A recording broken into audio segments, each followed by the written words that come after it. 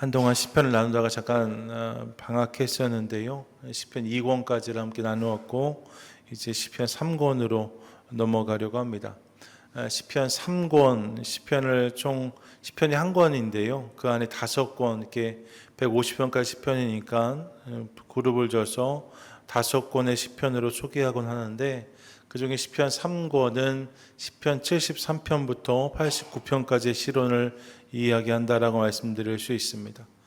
주로 아삽의 노래가 여기에 속한다라고 할 수 있는데, 알려진 바로는 아삽이란 사람은 다윗 왕 때에 예배 음악을 담당했던 성전 지휘자, 또 찬양대장으로 알려져 있습니다. 그랬던 그가 인생이 경험할 수 있는 깊은 고민을 매개로 하나님을 향한 간구와 통찰을 고백한 내용들, 이 시편에 담겨져 있다 할 텐데요. 함께 그런 생각과 이해를 가지고 본문으로 나아가 보시지요. 오늘 시편 73편도 그렇습니다. 인생이 가지고 있는 고민에 대한 이야기를 토로하고 있는데요. 여러분, 이 땅을 사는 우리에게 있어서 참으로 답하기 어려운 인생의 난제 중 하나는 의인의 고난이라고 할 것입니다.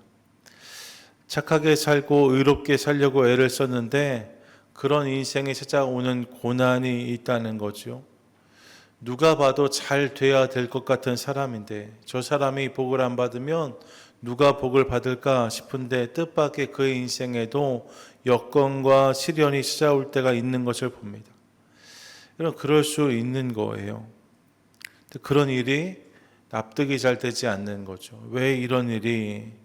그래서 하도 답답하니까 세상은 그런 일을 대할 때에 조상을 탓하기도 하고 터가 잘못되었단 말을 하기도 합니다. 도저히 설명이 안 되니까 다른 것에서라도 그 이유를 찾고 싶어하는 마음이 있는 거죠. 얼마나 답답하면 이런 엉뚱한 이유를 찾을까 싶습니다. 하지만 그런 일들이 실제로 있는 거예요. 욥의 이야기가 대표적인 예가 아닐까 싶습니다.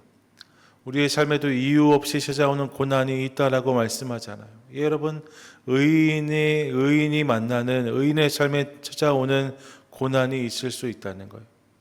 이 참 어려운 문제인 거죠. 그런가 하면 그만큼 답답하고 어려운 문제가 또 하나 있습니다. 그게 뭐냐? 그게 악인의 형통입니다. 의인의 고난만큼이나 어려운 문제가 악인의 형통입니다. 분명히 나쁜 사람이에요. 분명히 잘못된 일을 했습니다. 그런데 그가 형통을 누리는 것처럼 보일 때 도대체 세상에 왜 이러냐 싶은 생각이 드는 거죠. 권선징악이라고 했는데 악한 자가 징계를 받지 않고 도리어 잘 되는 것을 볼 때에 우리 마음 깊은 곳에서부터 도대체라는 생각이 올라온단 말입니다. 오늘 본문의 기자의 고백도 그런 것이라고 말씀드릴 수 있어요. 함께 읽었던 1절, 2절 보세요. 1절 보시면 하나님이 참으로 이스라엘 중 마음이 정결한 자에게 선을 행하시나 라고 말합니다. 하나님이 그런 분이심을 믿었다는 거예요. 하나님이 마음이 정결한 자에게 선을 행하시는, 복을 주시는 분이신 것을 믿었는데, 그런데 2절에 보시면 내가 넘어질 뻔하고 미끄러질 뻔하였다라고 말합니다. 내가 실족하고 시험에 들 뻔하였다라고 말하고 있는 거죠.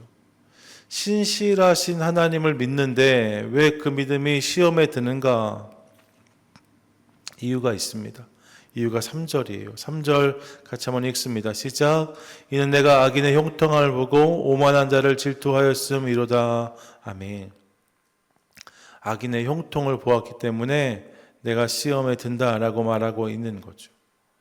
이 표현 자체가 참 아이러니합니다. 악인의 형통, 어울리지 않는 두 단어가 지금 묶여 있는 거잖아요. 그런데 그런 일이 실제로 있다는 거예요. 여러분, 악인의 형통을 보신 적 있으십니까? 악인의 형통을 보신 적 없으십니까? 여러분, 무엇이 악인의 형통인가? 4절 이하에 보시면 구체적인 예가 열거됩니다. 이런 거예요. 4절 보니까 그들은 죽을 때에도 고통이 없고 그 힘이 강건하며 라고 말합니다. 평생을 악하게 살았는데 죽을 때에도 너무 평안히 가는 거죠. 그 힘이 강건하다라고 말합니다. 5절 보니까 사람들이 당하는 고난이 그들에게 없고 사람들이 당하는 재앙도 그들에게 없다라고 말합니다. 6절 보시면 그러므로 교만이 그들의 목걸이요 강포가 그들의 옷이며, 예, 교만하고 강포한 사람들인데 또 살찌음으로 그들의 눈이 솟아나고 그런 상황인데 그들의 소득은 마음의 소원보다 많으며 벌이가 잘 된다는, 돈을 많이 번다는 거죠. 8절과 9절 보니까 그들은 능욕하며 악하게 말하며 높은 데서 거만하게 말하며 그들의 입은 하늘에 두고 그들의 혀는 땅에 두루 다니도다. 여러분, 입만 열면 악한 말을 쏟아내는 자들이 그들이라고 말합니다. 그러면서 뭐라고 말해요? 10절, 11절 보니까 그의 백성이 이리로 돌아와서 잔에 가득한 물을 다 마시며 말하기를 하나님이 어찌하랴 지존자에게 지식이 있으랴 하는도다 라고 말했답니다. 하나님 모르신다라고 말한다는 거예요. 그렇게 악하게 살면서 형통을 누리는데 그러면서 거 봐라, 하나님 안 계신 거 아니냐, 하나님이 어디 계시냐, 그분은 모르신다라고 말한다는 거죠. 그런 그들의 형통을 12절에 한 번 더 고발하는데 12절 같이 한번 읽습니다. 시작. 볼지어다 이들은 악인들이라도 항상 평안하고 재물은 더욱 불어나도다. 악인들인데 항상 평안하고 재물이 불어난다는 거예요. 여러분, 너무 나쁜 사람인데 항상 평안해요. 그리고 돈이 많아진다.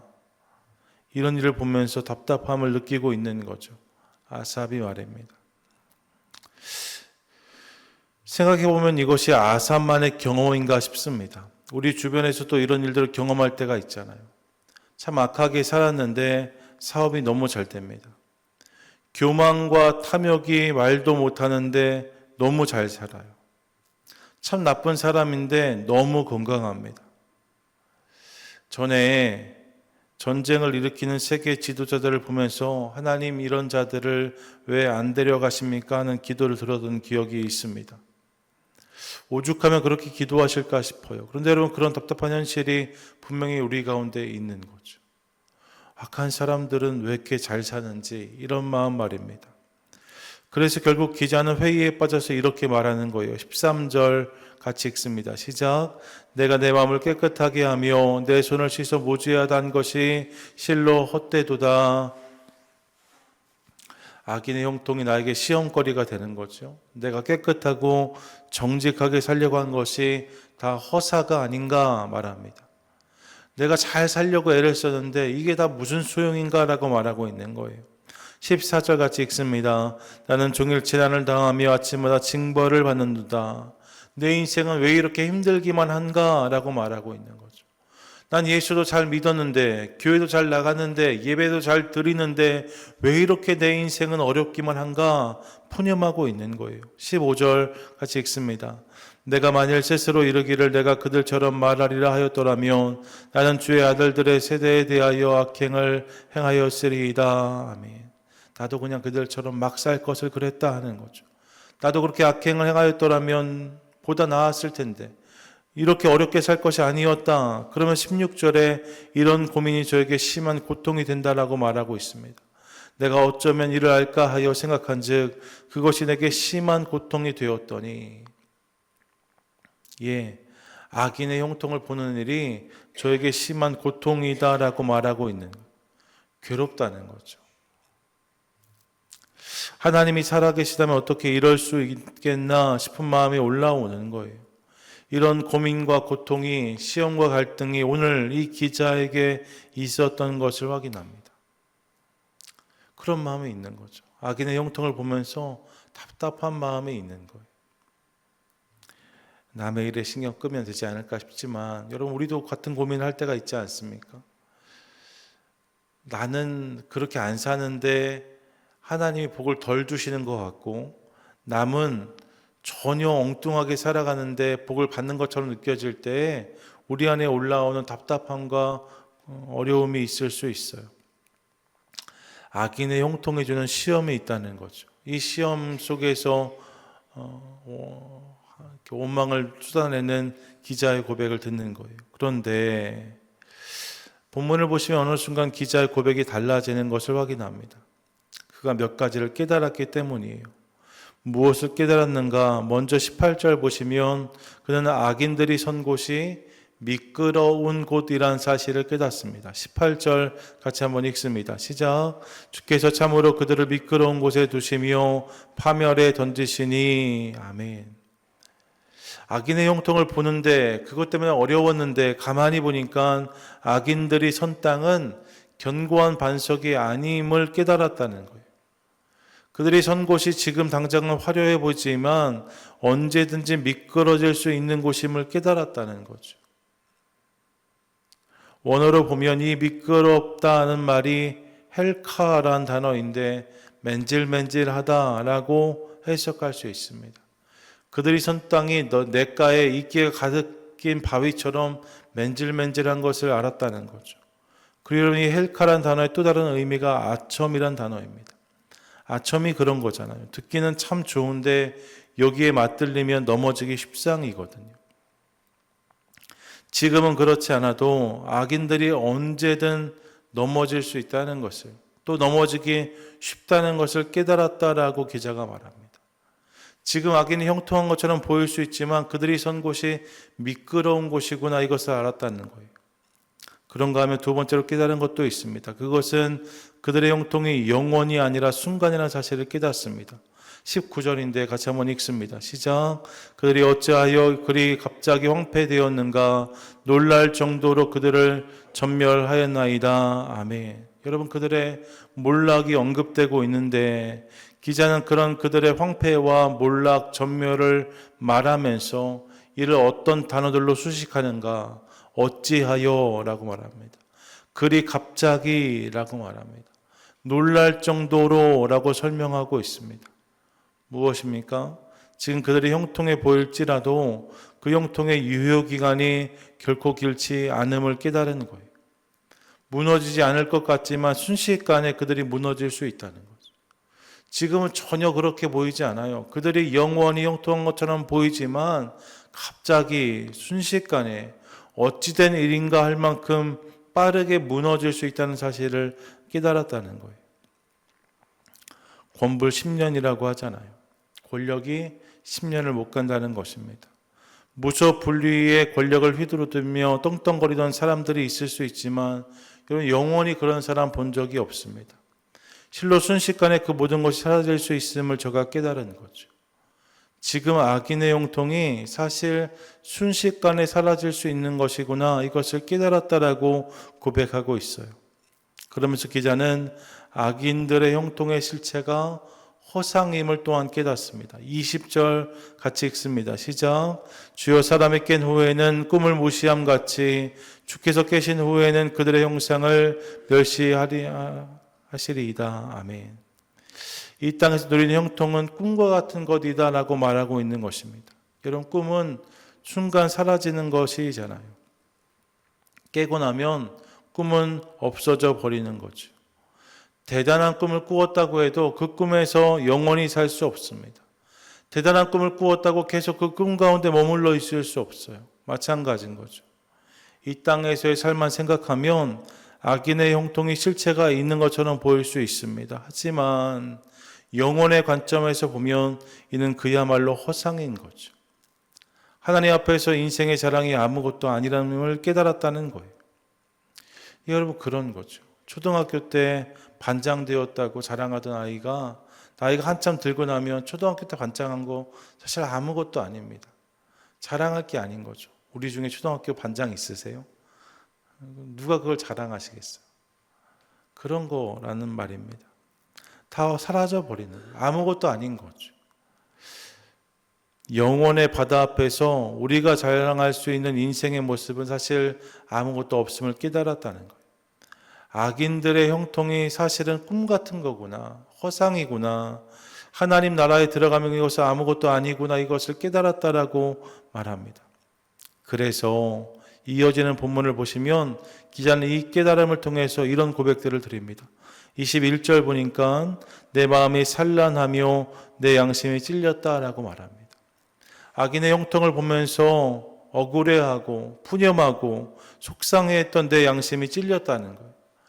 이게 잘못된 마음인 것을 깨달았다는 거죠. 그러면서 22절에 또한 이렇게 말합니다. 내가 이같이 우매무지함으로 주 앞에 짐승이오나.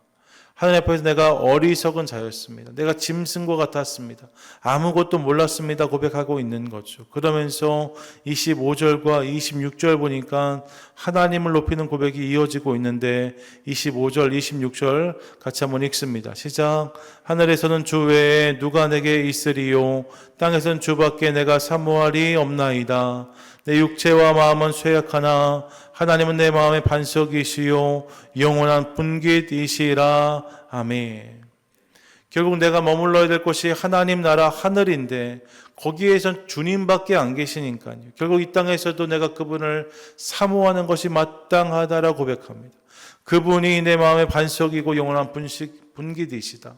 악인의 형통 그거 아무것도 아니고 사실 하나님 그분이 내 삶의 영원한 기업이시다 고백하고 있는 거죠. 그리고 결국 기자는 이것을 깨달음으로 이렇게 고백하는데 28절 같이 한번 읽습니다. 시작. 하나님께 가까이함이 내게 복이라. 내가 주 여호와를 나의 피난처로 삼아 주의 모든 행적을 전파하리이다. 아멘. 한번 따라 하시겠어요? 하나님을 가까이함이 내게 복입니다. 하나님을 가까이함이 내게 복입니다. 믿으십니까? 아멘. 여러분 기자가 이 고백을 드리는 거예요. 신실하신 하나님을 신뢰했는데 악인의 형통을 보니 이게 다 무슨 소용입니까? 푸념했던 그 아닙니까? 여러분 이 모든 것을 깨닫고 나서 그 고백하는 거예요. 여전히 하나님이 나에게 유일한 복이십니다. 주님만이 내 삶의 위로이시고 능력이십니다. 주님만 찬양합니다. 고백하고 있는 그의 고백을 듣습니다. 참으로 놀라운 변화이자 은혜라고 할 수 있습니다. 전 동일한 깨달음과 은혜가 우리 삶에도 임하게 되기를 간절히 소망합니다. 삶에서 만나는 어떤 현실, 어떤 문제, 어떤 상황 때문에 여러 우리 믿음이 흔들릴 수 있습니다. 푸념이 나오기도 하고 깊은 시험이 찾아올 때도 있습니다. 하지만 그 끝에서 하나님이 주시는 답과 은혜를 경험하는 저와 여러분 우리 모두가 되시기를 축복합니다. 그분이 풀어주시고 열어주시는 것들을 경험하는 복된 성도들 되시기를 축복합니다. 그렇게 그분이 깨닫게 하심으로 우리의 삶의 모든 고민들이 하나님을 향한 찬양과 고백으로 바뀌어지고 이를 통해서 하나님을 가까이 함이 내게 복입니다 고백하는 그런 저와 여러분 우리 교회 되시기를 주님의 이름으로 간절히 축원드립니다. 아멘. 그런 은혜가 있기를 원해요. 그러면 언제 이 은혜를 경험할 수 있는가? 이것이 오늘 제가 가장 주목하고 싶은 질문입니다. 여러분 인생이 만나는 고민이 있을 수 있어요. 의인의 고난을 보면서 악인의 형통을 보면서 곤고하고 푸념이 나올 수 있는데 변화를 경험하잖아. 하나님이 복이십니다. 내가 여전함으로 소망을 주님께 두겠습니다. 고백하거든요. 이런 변화, 이런 결단을 어디서 만날 수 있는가? 우리 인생에도 답이 필요하고 깨달음이 필요한데 닫혔던 것이 열리는 은혜가 필요한데 언제 그 은혜를 누릴 수 있는가? 오늘 기자가 언제 그 은혜를 누렸기에 이런 변화를 보여주고 있는가? 이 질문인 거예요. 언제 그런 변화를 경험할 수 있을까요? 그 답을 주는 본문이 오늘 시편의 17절이라고 할 수 있습니다. 17절 같이 한번 읽도록 하겠습니다. 함께 읽습니다. 시작.